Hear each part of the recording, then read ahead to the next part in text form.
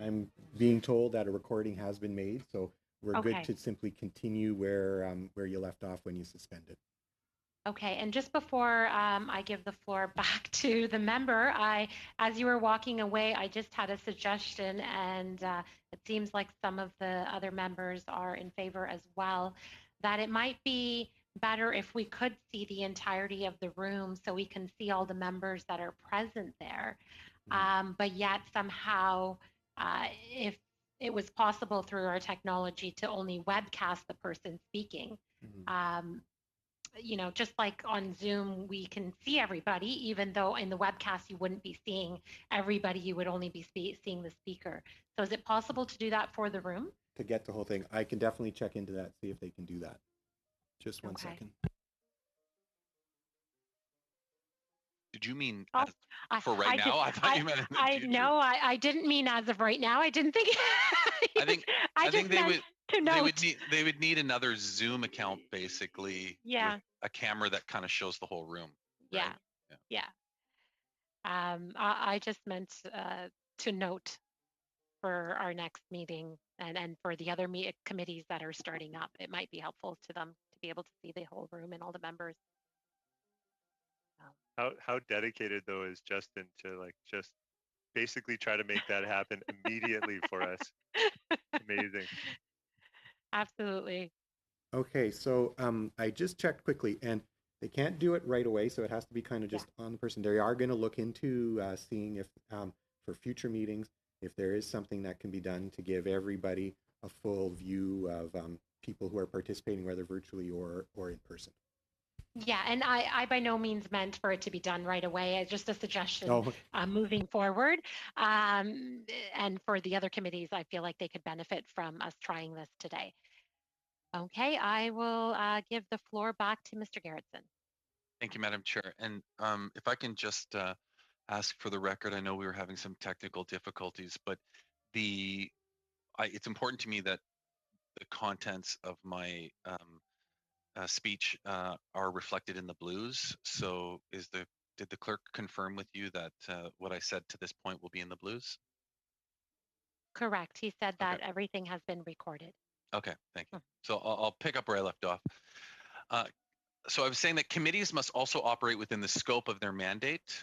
House of Commons procedure and practices, page 978, makes this crystal clear, where it says the House delegates certain powers to committees it creates in order for them to carry out their duties and fulfill their mandates. Committees have no powers other than those delegated to them in this way and cannot assume on their own initiative. Madam Chair, it goes on to say that committees can invoke these powers only within and for the purposes of the mandate that the House has entrusted to them. As Speaker Milliken stated on March 14th, 2008, the House has taken great care to define and differentiate the responsibilities of its committees. Inherent in the power of the House grants to its committees is the basic principle that each committee will respect its mandate. So if I turn to the mandate of PROC, Madam Chair, in light of this, I would like to examine that and the standing orders as they're outlined for PROC. And it starts with section A, procedure and House affairs shall include, in addition to the duties set out forth in the Standing Order 104, and among other matters, it will consider 1, the review and report on to the Speaker as well as the Board of Internal Economy, the administration of the House and the provision of services and facilities to members, provided that all matters related thereto shall be deemed to have been permanently referred to the committee upon its membership having been established. Number 2, the review of and report on the effectiveness, management, and operation together with the operational and expenditure plans of all operations which are under the joint administration and control of the two houses, except with regard to the Library of Parliament and other related matters as the committee deems fit. 3, the review of and report on standing orders, procedure, and practice in the House and its committees. 4, the consideration of business related to private bills. Number 5, the review of and report on the broadcasting of proceedings of the House and its committees. 6, the review of and report on all matters relating to the election of members to the House of Commons. Number 7, the review of and report on the annual report of the Conflict of Interest Ethics Commissioner with respect to his or her abilities under the Parliament of Canada Act relating to members of Parliament, which shall be deemed permanently referred to the committee immediately after it is laid upon the table. Item 8, the review of and report on all matters relating to the Conflict of Interest Code for members of the House of Commons. And number 9, the review of and report on all matters relating to the Code of Conduct for members of the House of Commons, sexual harassment between members. Madam Chair, nowhere in this mandate does it talk about prorogation. The committee's mandate does include, quote, the review of and report on the standing orders, procedure, and practice in the House and its committees.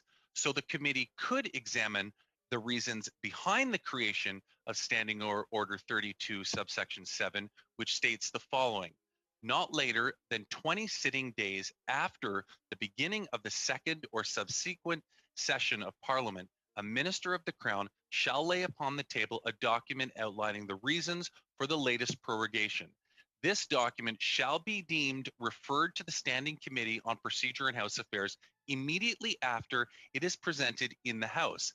However, given that the committee has not received the document referred to in the standing order from the House, and as such has not received an order of reference to study it, the committee is limited in its study to the purpose of the standing order and not its operation, as it has yet to be used.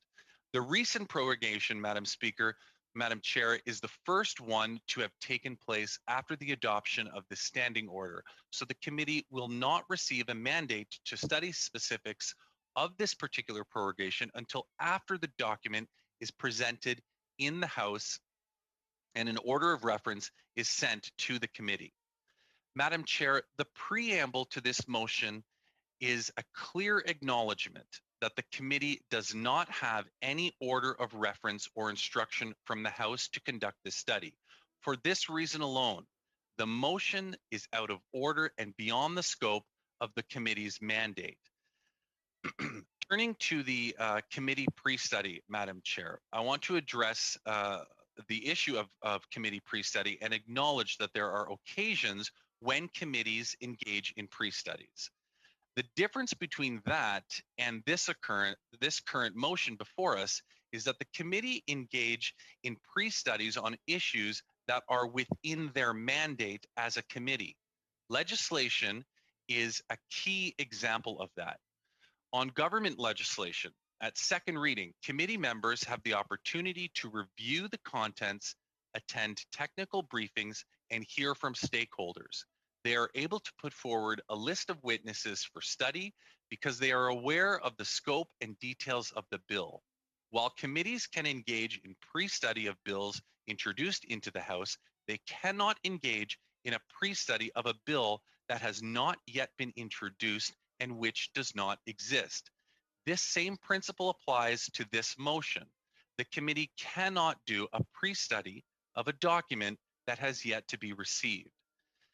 As it is for the legislation emanating from the government, it is up to the government to decide on the architecture and substantive provisions of a bill, and then once introduced, it is for the House and committees to consider and dispose of the bill based on its contents.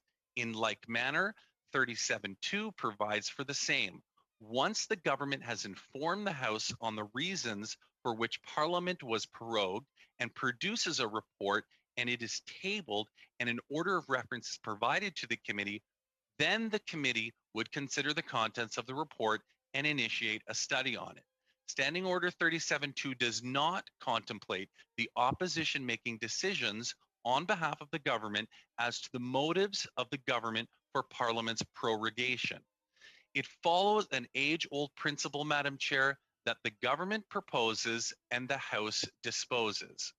Other parts of the motion that are outside of this scope, Madam Chair, notwithstanding what I have already argued, would include the following. Given that the committee has no mandate or order of reference to begin this study, the whole motion is out of order. And that includes points A, B, C, and D.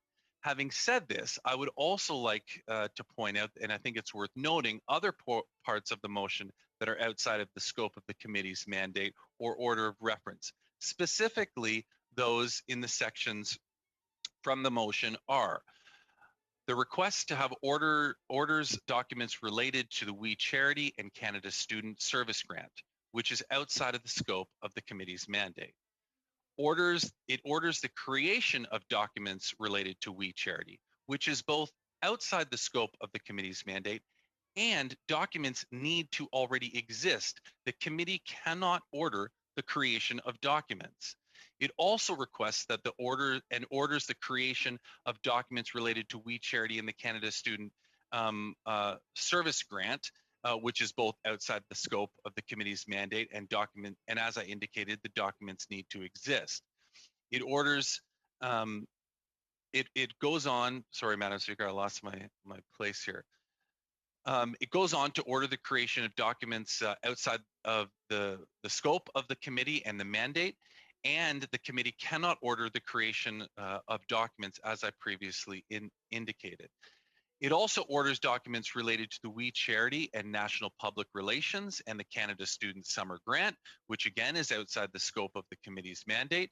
It orders documents related to contracts for speaking engagements, which is outside of the scope of the committee's mandate. It orders documents related to the Canada Emergency Commercial Rent Assistance Program, which again is outside the scope of the committee's mandate. It orders documents related to the Canada Emergency Commercial Rent Assistance Program, which is outside the scope of the committee's mandate. And it orders the creation of documents and communication between private citizens with no link to anything within the scope of the committee's mandate, and documents and the fact that documents need to be created that do not exist, which again, the committee cannot do. With regards to the types of papers that the committee can request, the House of Commons Procedure and Practice on page 984 states the following. There is no limit on the types of papers that they are likely to request. The only prerequisite, Madam Chair, is that the papers exist in hard copy or electronic format and that they are located within Canada. For all of these reasons I have outlined, I believe that this motion should be ruled out of order, Madam Chair. And while I believe that I have laid out a clear case for why the motion from Ms. Vecchio is out of order, I also briefly, Madam Speaker, want to talk about why what I can only perceive to be the motivation of the Conservatives, as well as the consequences of adopting such a motion. And I would start with the consequences. And I would like to point out that there are three which I believe should concern everybody. The first is health and safety. This motion will put the health and safety of hundreds, if not thousands, of hardworking public servants and political staff at risk as they have to return to their office to go through all of their emails and documents, compile them, and have them translated under arbitrary and punitive deadlines. This would also, as my second concern, paralyze the government. The motion is designed to paralyze the operation of government as hundreds, if not thousands, of staff stop the important work that they are doing to help Canadians and focus on responding to this wild goose chase of emotion. And the third concern is cost, Madam Chair. The cost to produce all of these documents and ensure their translation in a time frame outlined in the motion will be astronomical. Madam Chair, Canadians across the country are facing a second wave of the COVID-19 and this pandemic is the most serious public health crisis Canada has ever faced. The last 6 months have revealed fundamental gaps in our society and in societies around the world. For those who are already struggling, including parents, racialized Canadians, Indigenous peoples, young Canadians, and seniors, to name a few, the pandemic has made it more difficult and they need our full support now. The government and indeed most parliamentarians are focused on addressing these challenges of today and prepared to face them in the future. We are taking bold actions on health and the economy, equality and the environment to build a more resilient Canada for everyone. We should all be focused on containing this global crisis, while the government may remain focused on ensuring that Canadians receive the help and support that they so desperately need. And to protect Canadians from the effects of COVID-19, it is extremely unfortunate that it appears as though the Conservatives are remained focused on these partisan games. This motion is the king of all omnibus dumpster motions, Madam Speaker, Madam Chair, that includes every request that the Conservatives could think of, despite the fact that they are completely unrelated to the mandate of PROC and any order of reference that it has received.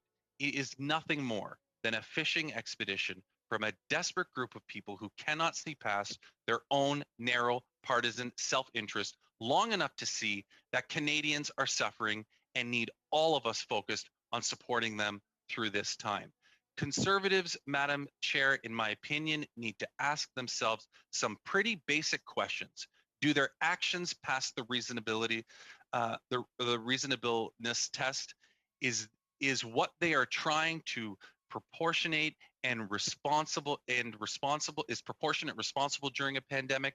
And are they going to focus on Canadians, or are they going to keep focusing on narrow partisan interests? I think they know the answers to these questions, and I think Canadians will judge them on how they behaved at a time when what is needed is leadership and constructive cooperation between parties. What we are seeing here is overtly divisive partisanship that simply looks to score political points. This approach not only undermines public trust in our institutions, but undermines public trust in us as political representatives of the people we are elected to serve. Thank you, Madam Speaker. Madam Chair. Okay, thank you for that. Next on the speakers list, we have Ms. Vecchio, and then we have Mr. Tucker. Thank you very much. And I really appreciate Mark's comments, but I think public trust is what was lost on August 18th in the first place. So I think if we're going to use those lines, we should reflect on the government's actions prior to that. So let's not talk about public trust as though we've lost it fully, especially on the Conservative side. I can tell you back in the riding of Elgin Middlesex London that this motion put forward, that I had people calling me saying, thank you. We need to hold this government to account. So I think it's perhaps they're not calling you in Kingston, but I can tell you the constituents in Elgin Middlesex London are saying bravo. We need to hold them to account. A couple of things that we were talking about. First of all, the mandate of this committee. We understand that under Standing Order 32.7 that this will be coming to the Procedures and House Affairs Committee, and as he indicated, in some committees people will do a little pre-study. Now, that a lot of times that may be moot if this is voted on and doesn't come to Procedures and House Affairs, but this will not be voted on. We know that this will be referred to our committee. It's not voted on in the House of Commons. It is automatically sent to us as Procedures and House Affairs. So there's not a vote to say that our pre-study is going to be a waste of time. It's actually, when we're talking about documents, well, these are documents that were requested, as I recall, back in July. So I understand, and neither would I want to put anyone at risk. But let's not kid ourselves. They've been working on these documents since the 1st of July when they were requested, and now we're actually into October. Looking at what the paralyzing of government, terrible choice of words, because perhaps it was paralyzing of Parliament, because that is exactly what this government did with prorogation on August 18th. It's fine to say that the government will not be able to do any work because we'll be paralyzing this committee, but I'm going to remind the honourable member that 338 members of Parliament were paralyzed on the 18th of August due to the prorogation in the first place. With all of these things, I understand it took 8 days. I understand it was very complex, this motion, but we do know that it will be coming to this committee. We are expecting lots of documents because that is what we've asked for, because prorogation in the middle of a pandemic was absolutely not in the best interest of Canadians. And we saw that last week as we voted at 2:30 in the morning because we needed to have Bill C2 and C4 pass, because we know that all of the programs had stopped the weekend before. There is a gap in these programs. People will be able to apply on October 11th for these programs. So I find it very rich of this member to think that we paralyzed. The only one who paralyzed the government was the Prime Minister and his staff. So I'm very concerned with this. When we're looking at this, all we're asking is to be able to pre-study the information that will be coming to our committee anyway. I'm also going to remind the only way that we're not going to be debating this is if the government decides to prorogue before October 28th. So really, at the end of the day, it's either coming to us or it's not. And it seems like you're just trying to say no to the inevitable. It's going to happen. And the fact is, if on August 17th and 18th, if you asked Canadians, why do you think the government prorogued? I will tell you that in my riding, I had maybe one person who did not think that it was over some of these issues that we have brought up and to do with the WE scandal. We know that through finance and ethics and languages that there were lots of issues that were coming up because of WE. And at that time, with the pressure and the heat that was happening in the PMO, that is why government was shut down. I shouldn't say that is why. Maybe prove me elsewise. I shouldn't say that because obviously some members of the government believes that was not the case, that the prorogation happened because they're resetting. But I'm laughing because we're coming back to Bill C-6, Bill C-4. We're coming back to a bunch of bills that were actually on the table and actually going to start to being debated. There is nothing new from this reset. We are coming back to medically assistance in dying. We're coming back to conversion therapy. We are coming back to things that the government had already pre-tabled in the 43rd Parliament first session. And we are actually rehashing what happened in the first session of this Parliament. There is nothing new. So perhaps if the member can share to me that we actually had a reset, we actually did a 180. That's not what happened. We are just starting with the same old, same old. And by closing the door on August the 18th to the parliamentary committees asking these tough questions, the government was able to have a break and hope that Canadians had a break and would move forward. I recognize that putting members at risk when it comes to staff, none of us want to do that. And that is not the plan. Because also we know that they've been working on these for 3 months. So let's not use that. And the cost to produce. It's the first time I've ever heard the government say the cost to produce. We're asking to produce documents on $1 billion program that was announced. $1 billion. So don't talk like this is nickel and dimes because we're talking about big dollars here that this government was wasting, and being held accountable is exactly what should happen. I appreciate that this member thinks that this is out of order, but at the same time, according to Section 32.7, it is the mandate of this committee when it comes to procedures in the House Affairs to study the prorogation. Thank you. Mr. Tucker? Yes, thank you very much, Madam Chair.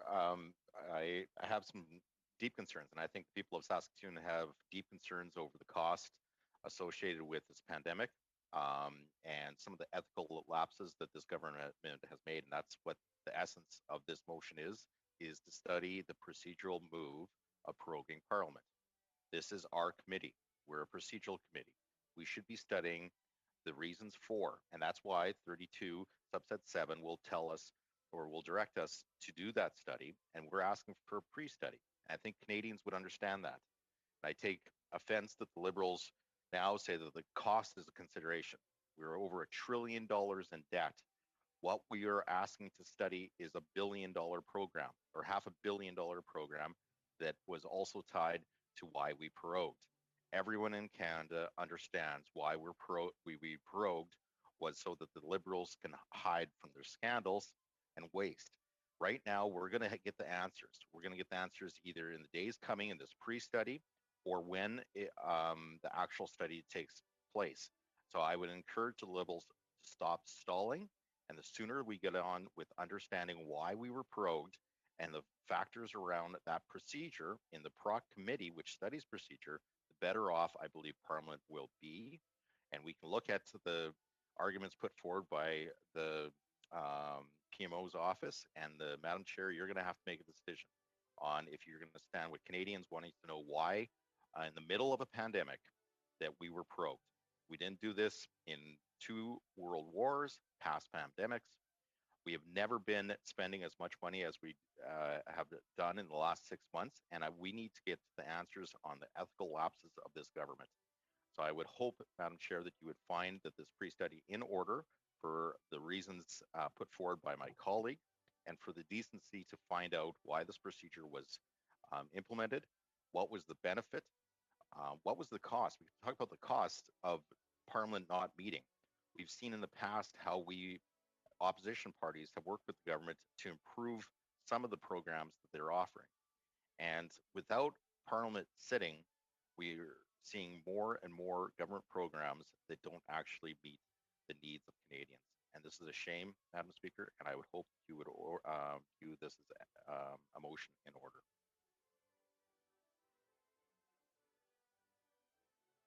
Thank you, Mr. Tucker. Mr. Garrettson and then Mr. Lukiski. Just to reply to the two comments that I've heard so far from the Conservatives, Madam Speaker, and I've laid out my reasons why I think that this is out of order. I would just say that nothing that Ms. Vecchio or Mr. Tucker offered spoke to the procedural part of this. The vast majority of my speech was on why this is procedurally out of order. Neither of them addressed any of the procedural elements that I have submitted to you. The only argument that is nonpartisan that either of them made was an argument that we're going to get the documents anyways, so we may as well get them. Well, of course you're going to get the documents. That's the whole point. But you're going to get them where you're supposed to be getting them, in the committees that are tasked with the responsibility of reviewing them.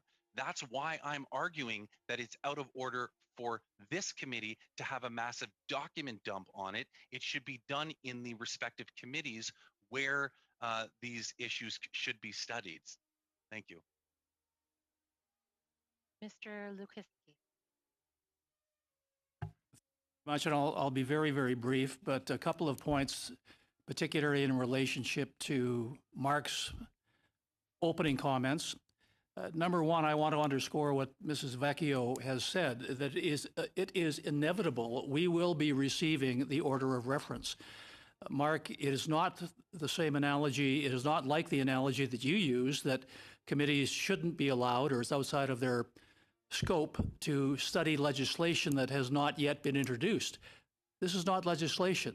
This is an order of reference that's going to be laid upon the table within 20 days. In other words, it has to be done before the 28th, and it will come automatically to Procedure and House Affairs, so that it is perfectly reasonable for this committee to enter into a pre-study of a document that it knows it will receive. That's far different than from what you had used as an example, that we would be guessing if a piece of legislation was going to be introduced in the House. This is not legislation. It's an order of reference that will be coming to PROC once the document is laid upon the table, which will occur before the 28th of October. I suppose the only point, as Karen also mentioned, that could curtail that is if the Prime Minister decided to prorogue Parliament once again to prevent PROC from entering into an examination that it is fully within its right to enter into. Remember, Mark, one of the fundamental tenets of Parliament is that committees are the masters of their own agenda. And if this committee determines that they wish to enter into a pre-study of a document that will inevitably come to its attention, it has the perfect right to do so. And no wordsmithing on your behalf can change that fundamental tenet. Finally, I would also underscore what I said the last time we spoke together, Mark, and that is this. You continue to make the argument that Canadians are concerned about COVID-19 and the health and safety of Canadians, the economic well-being of Canadians, and I agree with all of that. I totally agree, but that does not prevent a parallel stream of a study within committee from going forward. This committee will not be preventing the government from entering into any pieces of legislation that it wants to bring forward. This committee's study of prorogation will not curtail or hinder the government from bringing forward legislation to enhance the financial well-being of Canadians. It has nothing to do with what is happening in the House and the legislation the government may wish to proceed with. This is a separate committee study and is within the mandate of this committee to enter into that study, should it so desire. Now, ultimately, it will be up to this committee to make a determination whether the motion brought forward from Ms. Vecchio will proceed or not. And I'll wait till we hear the results of that, perhaps in just a few moments.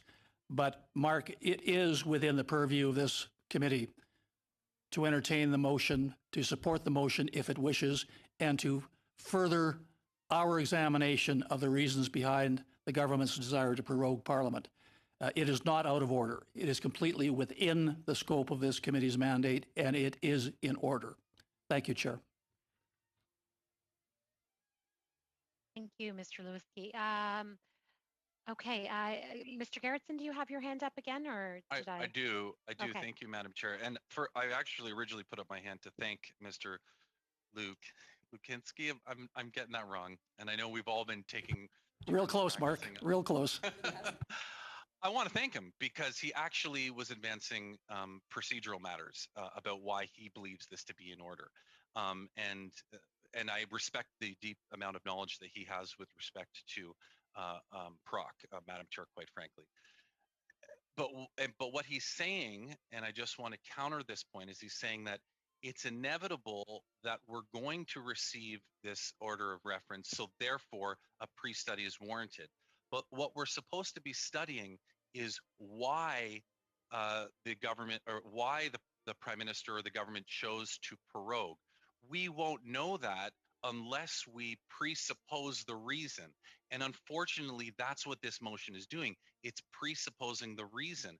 That's why we have to wait for that order of reference so that we can then examine why they chose to prorogue, and why I would respectfully disagree with your assertion that we have the mandate to do this, because we need that order of reference so that we can study it in the context in which it was delivered to us.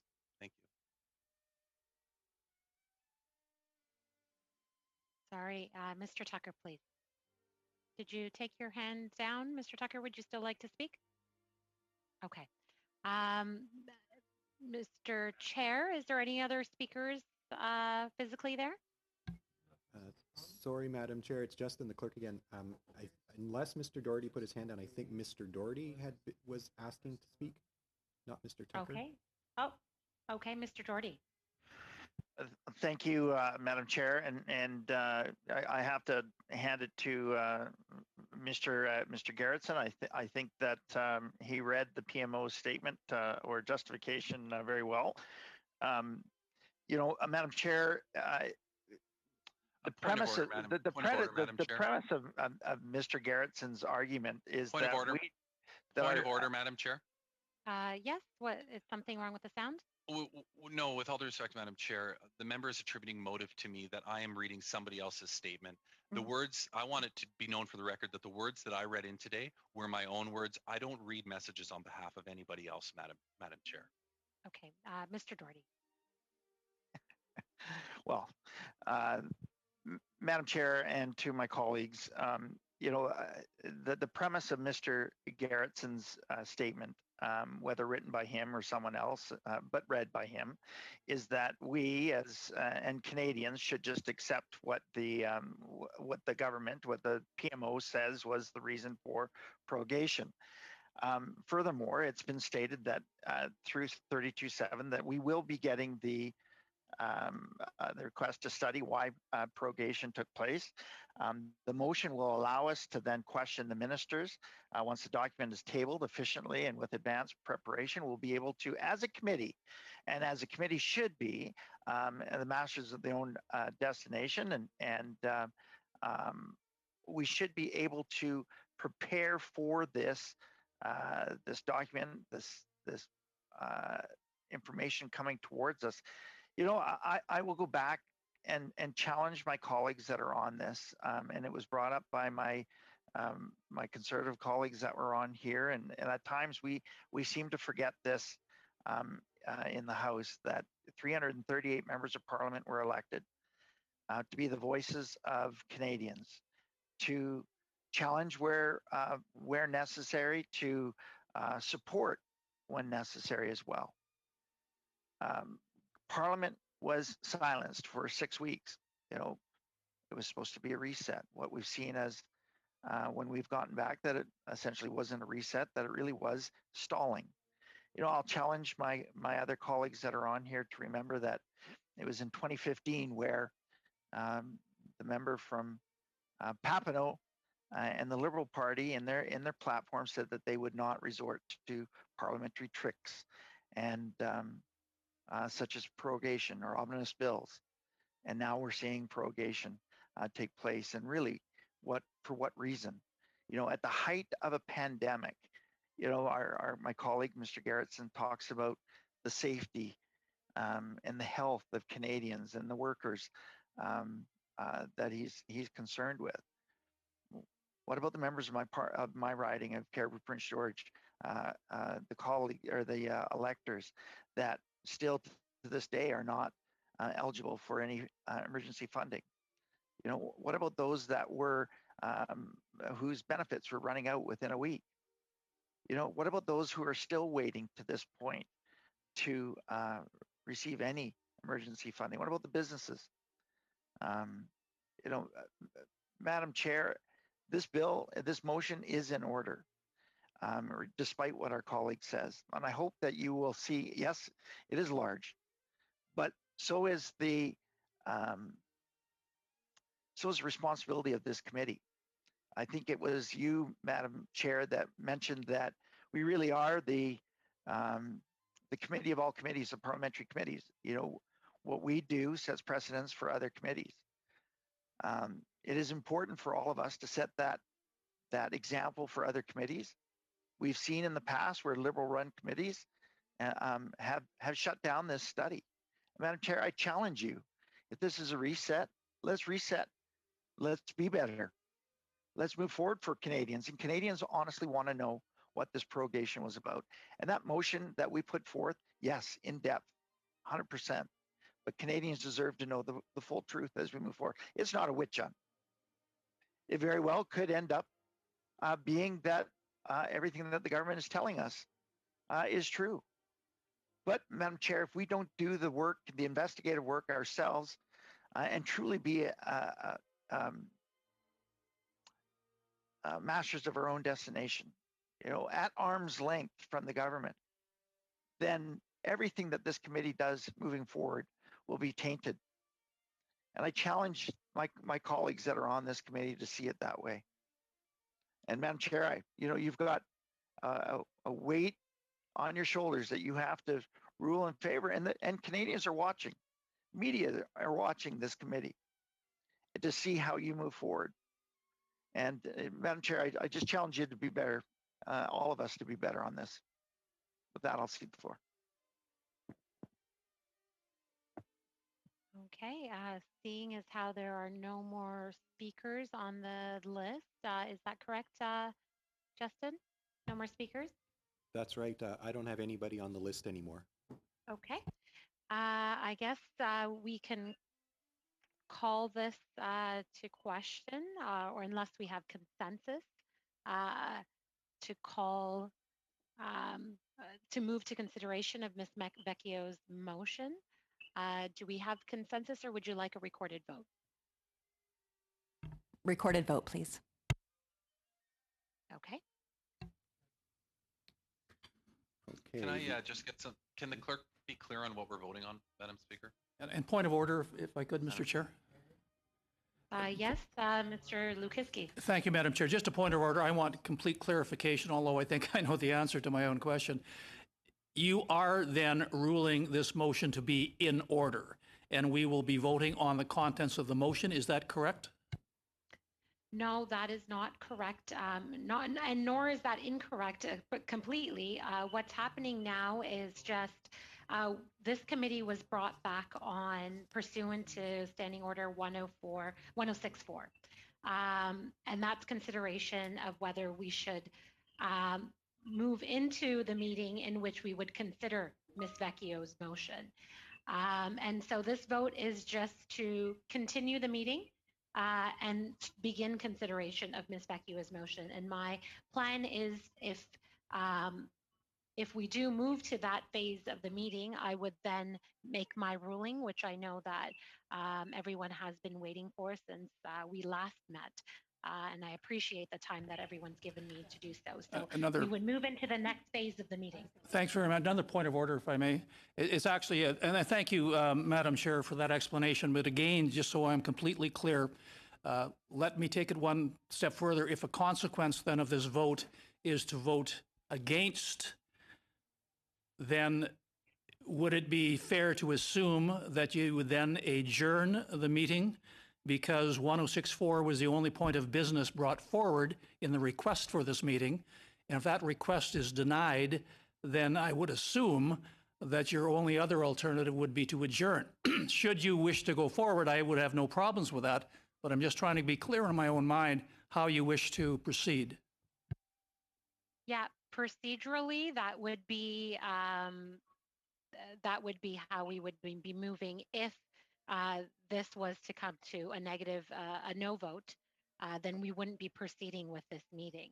However, if it's a yes vote to proceed with onto consideration of Ms. Vecchio's motion, then I would make my ruling of that motion, and we could then, depending on that ruling, we would move forward in different directions.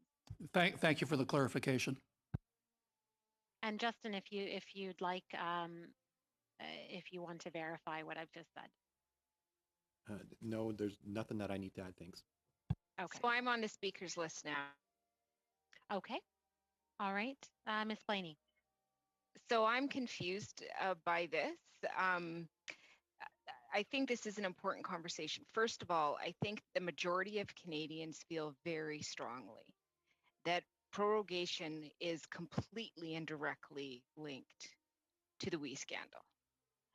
So I want to be really clear about that. And I think, you know, I do have some concerns about the Conservative motion. I would actually like to get to a place at some point where we can still call in some of that accountability that needs to happen. But I was under the understanding that as the chair, you would be making a ruling today. So it feels a bit backwards to do a vote on something that you are then going to make a ruling on afterwards. I don't, so I'm very confused by this process. I would like clarity. Yeah. So we would just be voting to move forward with the meeting. And at that point, I would make my ruling. So I am prepared to make a ruling. The recorded vote that we're about to do is on the continuation of the meeting. It is to continue to actually have a meeting today on Ms. Vecchio's motion. We've been called on another motion, which has brought us here. So we're disposing of that motion. That's the 1064 motion. Once that is disposed of, then we will move into consideration of Ms. Vecchio's motion. And I am prepared to bring my ruling, and then we can proceed. Thank you. Yeah.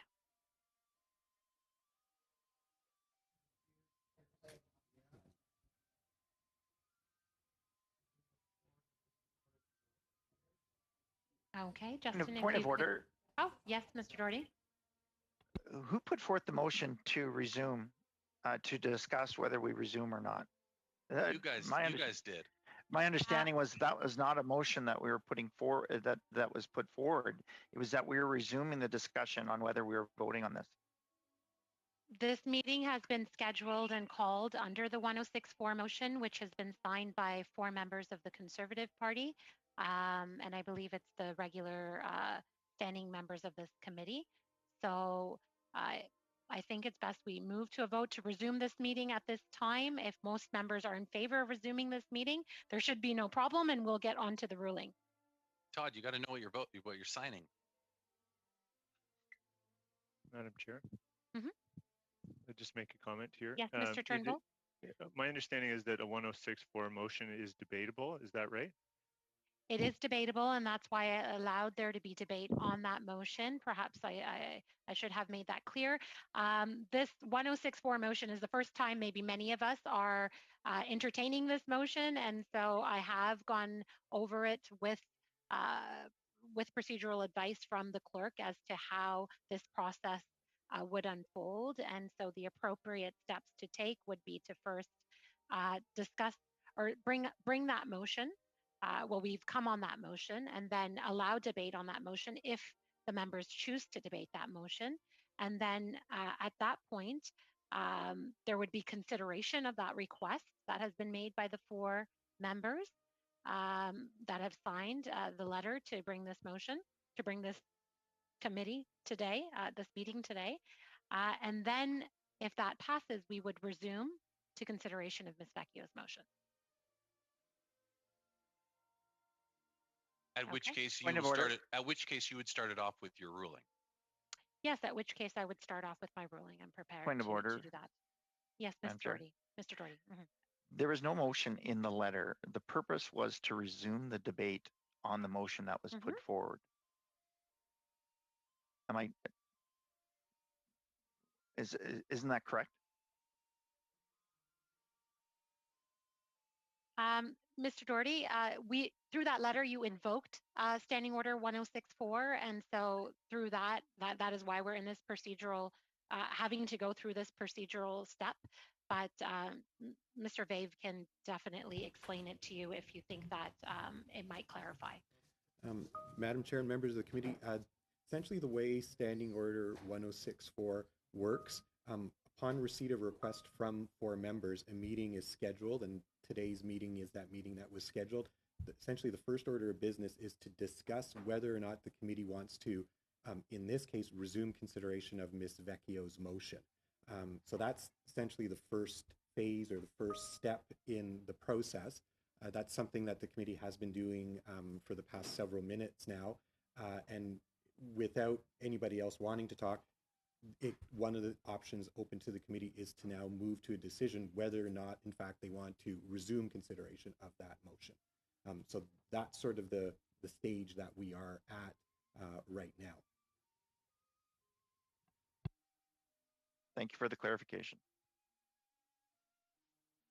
Okay, and since the recorded vote was requested, we can move to that recorded vote now. Can you say the entire motion out though on what we are actually voting on specifically, just so that we have it on record, please? So, Madam Chair, the question would be, shall the committee resume the consideration of Ms. Vecchio's motion? And I'll proceed now to the roll call of the members. Mr. Alghabra. Yes. Ms. Duncan. Yes. Mr. Garrettson. Yes. Madame Petitpas-Taylor. Yes. Mr. Turnbull. Yes. Mr. Doherty. Yes. Mr. Lukiski. Yes. Mr. Tucker. Yes. Ms. Vecchio. Yes. Monsieur Terrien. Yes. Yes. Ms. Blaney. Oh, I couldn't hear you, but I saw your lips moving and I vote yes. Sorry. Thank you. The motion to resume consideration of Ms. Vecchio's motion is carried. Thank you, Mr. Clerk. I know that was procedurally very formal, but now we are on to consideration of Ms. Vecchio's motion, and I know that as I've stated in the House as well, I needed some time to review the motion because I did find it to be a lengthy and complex one. But I'd like to begin by ruling on the motion moved by Ms. Vecchio at the meeting of September 28th, 2020. The motion is quite long and detailed, and I appreciate once again having the time to review it over the course of the past week. In assessing the motion's admissibility, my primary concern was to determine whether the motion falls within the mandate of this committee. Standing Order 108-1A states, standing committees shall be severally empowered to examine and inquire into all such matters as may be referred to them by the House, to report from time to time, and except when the House otherwise orders, to send for persons, papers, and records. Beyond this, the specific mandate attributed to this committee can be found in Standing Order 104 and 108-3A. Among these responsibilities, Section 3 of Standing Order 108-3A includes the review of and report on the standing orders, procedure, and practice in the House and its committees. More relevant to this case, however, is Standing Order 32-7, which provides that the government document explaining reasons for prorogation be referred to this committee. The section reads, not later than 20 sitting days after the beginning of the second or subsequent session of a parliament, a minister of the Crown shall lay upon the table a document outlining the reasons for the latest prorogation. This document shall be deemed referred to the Standing Committee on Procedure and House Affairs immediately after it is presented in the House. This is a new standing order adopted in 2017, and this is the first time that it has been invoked.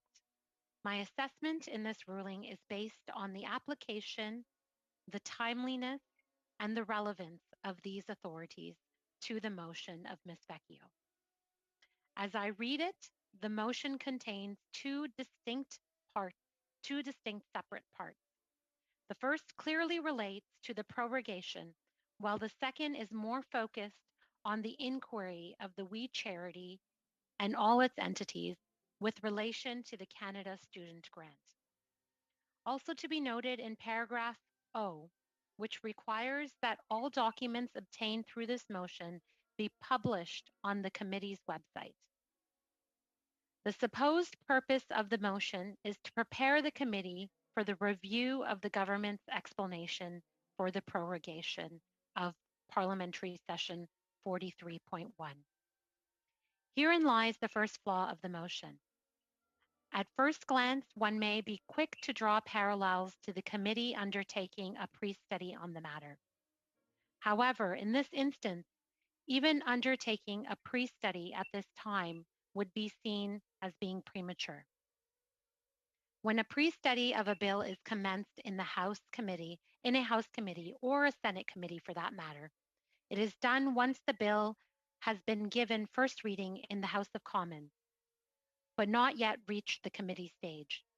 This procedure allows the subject matter of the bill to be studied or referred to the House or Senate committee for general review, as opposed to a clause-by-clause study. In this instance, because the government has not yet tabled in the House a report outlining their reasons for prorogation, the committee is not in a position to have a base of reference from which to begin the study, nor would it be appropriate to presuppose the outcome of the report. Therefore, conducting a study on the matter through this motion is not timely.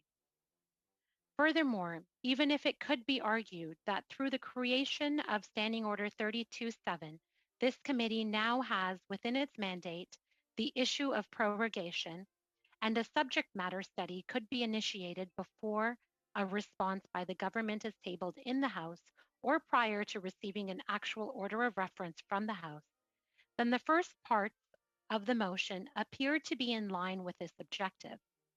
It states that several ministers, including the Prime Minister, will be called to appear. It orders that various government background documents relating to the prorogation decision be turned over to the committee, and that additional documents between the government and identified We Charity entities and officers and MCAP in respect to the prorogation also be turned over to the committee. These documents are expected to be available to the committee by the time the government is required to table its justification for the prorogation towards the end of this month. Although I still find this motion to be premature at this time, I can agree with the basic proposition, as articulated by several committee members, that the automatic referral to the Standing Committee on Procedure and House Affairs referenced in Standing Order 32.7 places the government's stated reasons for prorogation within the mandate of the committee, and that the committee is empowered to look into the government's reasons for prorogation. Paragraph A through D make a direct connection to the issue. Insofar as that link is made, the centrality of the prorogation reasons is respected. The witnesses and documents sought in these paragraphs are consistent with the effort to study reasons for prorogation. I have more difficulty in understanding the procedural connection of paragraphs E through N to possible reasons for the prorogation. Each paragraph orders, among other things, the production of papers, documents, and records from the government, including several ministers and the We Charity, its affiliate entities, and identified individuals. While the request for this material is an exercise of a committee's power under Understanding Order 108-1A, it is not clear to me that it is being applied in the pursuit of a procedurally acceptable mandate. This is an overreach. There is also the prospect of normally confidential, unredacted cabinet documents obtained through this motion, including in paragraph E, that would be published on the committee's website. In a political context, arguments and inferences can be made that a connection exists between the government's decision to prorogue and the We Charity issue. However, as chair, I must examine the matter strictly in procedural context. In this case, the proposed course of study must be centrally linked to the committee's mandate, to the reasons why the session was prorogued. Paragraph E through N do not establish that essential link. Unlike the first part of the motion, there is no direct association to these paragraphs to prorogation. Instead, they are focused on the We Charity and the Canada Student Service Grant. Consequently, I view these paragraphs as outside the committee's mandate and more in keeping with the mandate of the Standing Order Committee on Finance, which was seized with these issues prior to prorogation. As such, I cannot find that this motion at this time and in its current form is in order, nor can I allow debate to continue on the motion. I would like to thank all honorable members for their attention to this matter.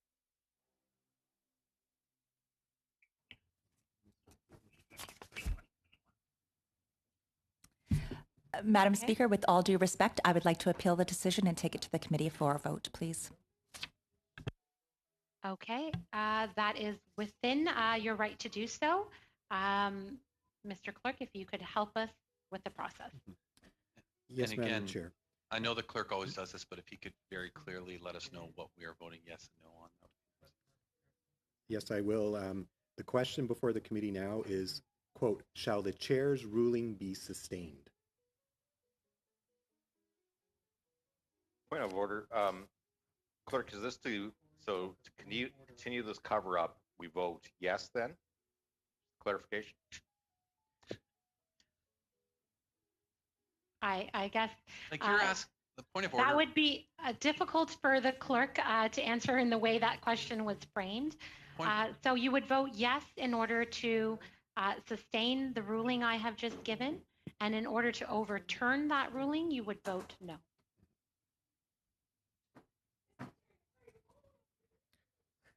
Okay, is the committee ready for the question? Shall the chair's ruling be sustained? Mr. Algabra, Yes. Ms. Duncan, Yes. Mr. Garrettson. Mr. Garrettson, Yes. Madame Petitpas-Taylor, Yes. Mr. Turnbull, Yes. Mr. Doherty, No. Mr. Lukiski, No. Mr. Tucker, No. Ms. Vecchio, No. Monsieur Ter, Mr. Terrien, no.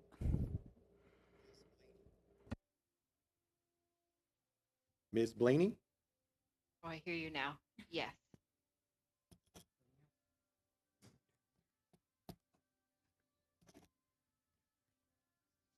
Madam Chair, the ruling is sustained. Okay, thank you for that. What can happen at this point is we can, upon consensus of the committee, move into committee business if you wish, or we could adjourn for the day. So, but in order to adjourn at this time, I'd need consensus on that, I guess, at this point. But since we do have time, within our regularly scheduled Chair. time up to 1, we could continue on And- committee business. Mr. Doherty. I move to adjourn. Okay. Would you like a recorded vote then on that? Point of order. May I just ask for clarification from the clerk, specifically when there's no business on the agenda? What is the normal protocol? Just so that we know. Thank you.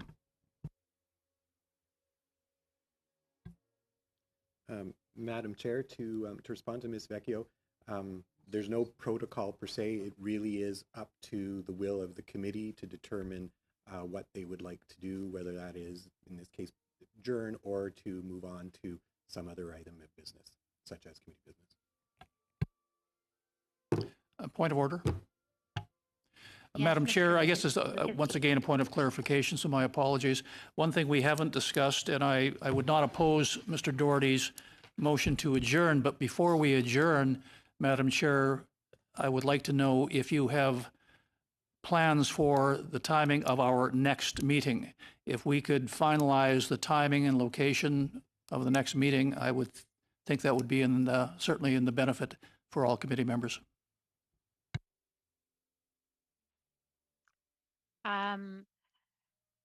I don't have a scheduled meeting at this time. I think it may be up to the whips to help us secure a next time. I do know that our regular slotted time for Thursday, there are many committees that are going to be up and running on Thursday, so I would not want to misspeak and say something at this time that maybe is not accommodatable or that can't be accommodated, I should say, by the House staff and administration. So at this time, I wouldn't be able to answer that clearly. But as soon as we have our time slot to have our next meeting, it will be scheduled and everyone will be notified. So just so I'm clear then, Madam Chair, you're suggesting that the whips will be informing committee members as to the timing of the next meeting? I think there will be some discussion as to the timing of the next meeting, just like I stated in my opening remarks. These hybrid committees require a House administration team, and we need to know if we have the resources and ability to host a meeting on a particular time and day, which I have not been informed yet of, but I can discuss that with the clerk, and then I think all the party whips can try to accommodate us. The reason I ask, once again, thank you, Madam Chair. The reason I ask. Point of order. Yes, you're next on the list, Mr. Garrettson. There is a motion to adjourn on the table right now, Madam Chair. That's not debatable. I think we need to vote on that. It was moved by a conservative member, so I think that you've given some latitude to answering some of Mr. Lukiski's questions. I think I got it right that time, but I think we do need to vote on this now. I would say that I don't feel that Mr. Lukiski is debating adjournment at this time, but just asking some questions for clarification. So thus far, perhaps I'll just thank you, Madam Chair. If I could ask one more, if I could possibly ask one more question for clarification. And Mark, you're right.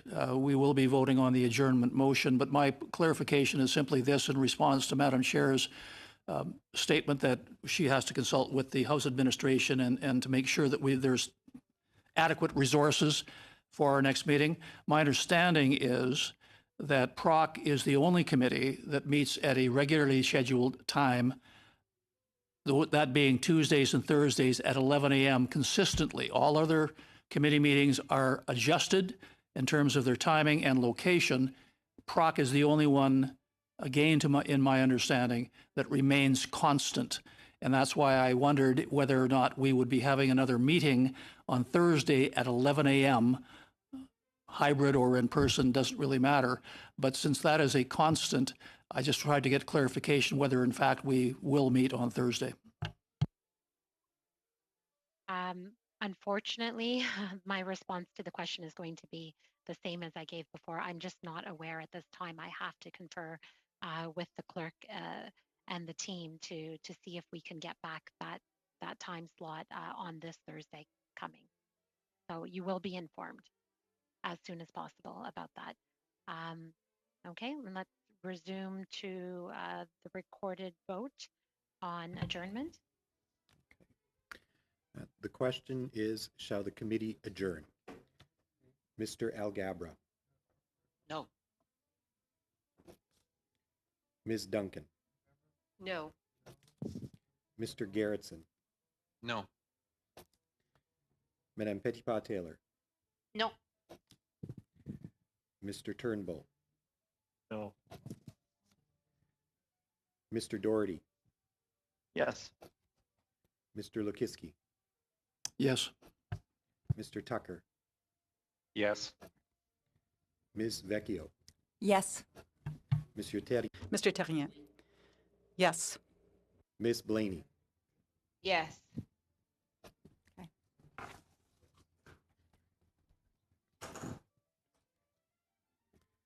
Motion to adjourn is carried. Okay, so it looks like notice will go out for the next meeting, and we should be meeting back on committee business the next time we meet. And I call this meeting for today adjourned. Thank you.